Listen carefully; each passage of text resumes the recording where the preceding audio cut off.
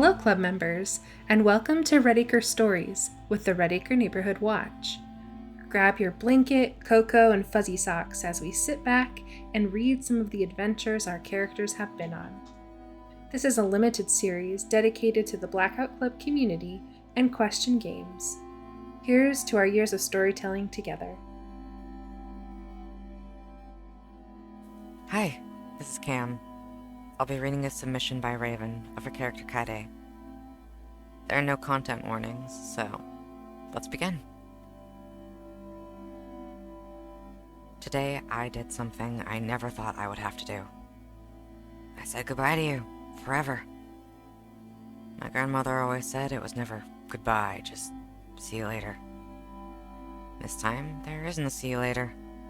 You're gone for real this time. There's no magic trick, no putting you back together after you've been shattered. You faded away into your new voice. I'm not sure how I feel right about now. We won the war, but we lost so many of your siblings in the process. They all died just to make sure we could win. We've been betrayed by someone who we all thought we could trust, all for this war for choice. The war to be free in Redacre. I didn't know helping you change meant losing you. I just knew I wanted to help you because of how you helped me. You saved me. The least I could do was return the favor. I know you wanted to be free of your past, and of the pain you caused others before. You always were so hard on yourself, and always took the blame, even when it wasn't yours to take. I know that took a toll on you, and I can't imagine how you felt. You wanted an out. You finally got what you wanted. You got your peace. One part of me is happy for you. That was your choice to make, not anyone else's. But the other part of me wishes I could have done more for you. That part of me feels like I didn't do enough to try and save you, and for that I'm sorry. Now there's a hole in my heart where you used to be. That part of me is gone. I think it's a part of me that I'm never going to get back. That hole is always going to be there. An empty void. But I'm gonna keep fighting for you, just like I promised in the beginning. I'm going to fight for you and for Redacre. I'll stay and fix all the wrong that still needs to be righted, and save the people who still need to be saved, because I know deep down, that's what you would have wanted me to do. I know you're proud of me. Find Thy Voice said she could feel it, and that's enough for me. I'll continue to try and make you proud, Dad. I'll keep fighting until my very last breath. Thank you for showing me I could be more than just a puppet for them. For showing me that I had more potential, and I was just wasting it on a voice who never truly cared about me. For giving me a choice, and for bearing my burdens like I've borne yours. For always believing in me, even when I didn't think I was ever good enough. Don't worry about Nora, Luna, and Freya. I'll watch over them for you, make sure they stay safe. Kade, Raven, Lamphere. Hi, my name is Stasi. I'm going to read you a story submitted by apprenticeNerd about their character, Gwyneth Kirkman. This story has a child endangerment content warning. Let's begin. You might think this all began when I moved to Redacre the summer before high school. It didn't. It began when Tori woke me up by punching me in the gut in the middle of the woods. See, everybody takes something different to snap them out of it. Make them understand, make them really see this town for what it is, instead of just noticing some weird detail going, that's strange, and then never thinking about it again. Like they want you to. For me, it took a few months. Sure, I noticed that I was waking up tired and muddy, blinked at a Sergeant Snuggles poster once and almost gave myself a heart attack. But the thing about waking up tired and trying to do high school in a new internet-less place as an ADHD mess is that it doesn't leave you much brain power for anything but surviving until the next nap. This all went down at the end of February. Not last year, but the year before. Shit, has it really been that long?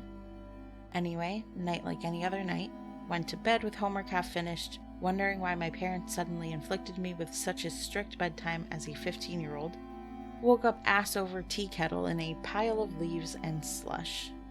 I'm tiny. Tori's a takedown. Yeah, you bet I was sucking wind for a hot minute there. It was dark, I was disoriented as all fuck, and still half suppressed, I think.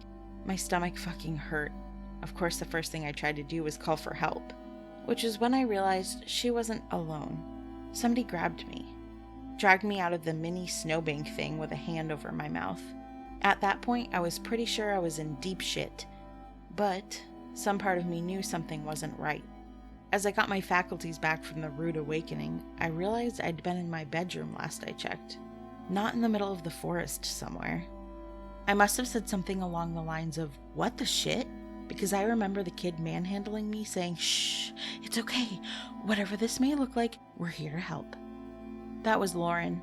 She's always been like that, looking out for other people's feelings. Of course, I didn't know that at the time, so I was like, "What's it supposed to look like? I can't see a damn thing." "Shut up," Tori shushed me. "We'll explain, but now is not the time.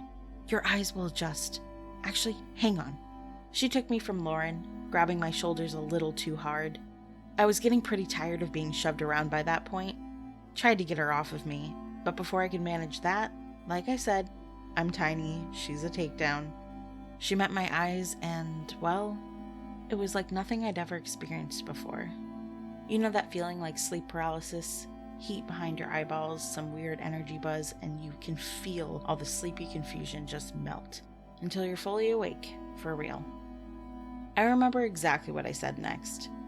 "Holy shitting Christ on a cracker." Tori and Lauren both cracked up. I started laughing too, just out of the sheer absurdity. Awake in the woods long after curfew, and I realized I could actually make things out pretty well too, when I had to have slept-walked there, and then that happened. Yeah, it was unbelievable. The kind of thing you can't ignore, can't forget even if you want to. I let the two of them lead me to the boxcar. Never looked back. Hi, it's Leia. I'm going to read you a story submitted by Spades about their character, Melody Weaver. This is a journal entry written by Melody after everything has finished. For a long time now, I've made many journals to document the happenings around Redacre. Now we've finally reached the end of things. It's strange, right? Sundown came and went. Bells managed to surprise them so much that they're probably pouting in a corner of SatCon somewhere, or something. But Bells isn't with us anymore because of this. That's the one downside. I wanted to see the end of this crazy town with everyone. Though life can never be easy, can it? At least I can laugh knowing they've lost for a little while. I've been in the club the longest compared to my friends. In fact, I can time it properly. I joined the club. Dance for us was killed by the hunter sometime after. Things went absolutely wild and didn't stop. I was more of a distant observer than anything, making sure kids get in and out of missions, while also making sure information wasn't lost thanks to some bizarre incident that would force your memories to be altered. I'm looking at you, Hunter, and I will not say your name. Thank you. I have to be blunt. I'm leaving Redacre, much like Find Thy Voice has already. I could explain just why I'm leaving, but I think we all know. I certainly know. Yet, there's the chance someone other than me finds this journal. Fortunately, I know where to go next, and it will be on the other side of this dang country, far away from Virginia. Another thing I plan to do is take as much information as I can. If by some chance I'm able to speak to the voices outside, then I'll tell them our stories. I don't want another evil hive mind running amok, trying to preserve humanity under some weird trance again. Now is the best time to tell anyone and everyone the truth. And if other voices want to stop me, then they can sure try. I've fought for my life long enough. Or I'll try to. Can't exactly punch a disembodied voice. I'm carrying the Mask of Thee I Dare alongside the Measure Cuts, the two voices that stuck to me the most while I was here. I think Find Thy Voice would count as well. I don't understand how the passing of the torch works in voice terms. I may have followed the hunter for a while, but he is not the voice for me. I do wonder what he's gotten up to since sundown. So, that will be all for this journal. Good night, Redacre, and survive. Thanks for hanging out with us and enjoying some stories from Redacre. Until next time, stay awake.